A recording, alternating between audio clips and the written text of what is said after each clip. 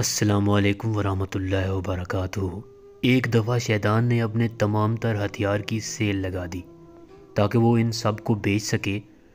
ان میں منافقت بھی تھی، دھوکہ بھی تھا، ناپ تول میں کمی بھی تھی، ظلم و فسادات بھی تھے، لیکن ان سب کے باوجود ایک ہتھیار ایسا تھا جو اس نے تجوری میں چھپا کر رکھا تھا۔ ایک آدمی آیا اور اس نے کہا کہ وہ ہتھیار جو تم نے چھپایا ہے وہ مجھے بیچ دو، جس پر شیطان نے کہا کہ یہ میرا سب سے زیادہ طاقتور ہتھیار ہے، اگر میں یہ بیچ دوں گا تو باقی سب بیکار ہو جائیں گے۔ اس آدمی نے کہا کہ مجھے یہ تو بتاؤ وہ کون سا ہتھیار ہے جو تمہارے لیے اتنا خاص ہے، جس پر شیطان نے بتایا کہ وہ ہتھیار ہے مایوسی کا، نا امیدی کا۔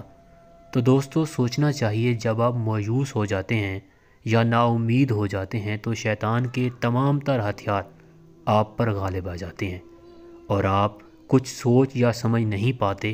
اس لیے ہمیشہ نا امیدی کی بجائے اللہ سے امید رکھیں اور یاد رکھیں کہ یہ سب وقتی ہے اور وقت نے گزر ہی جانا ہے۔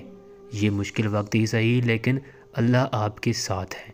وہ جو ہر غم کے بعد خوشیاں دیتا ہے، وہ ہر مشکل کے ساتھ آسانیاں بھی دیتا ہے۔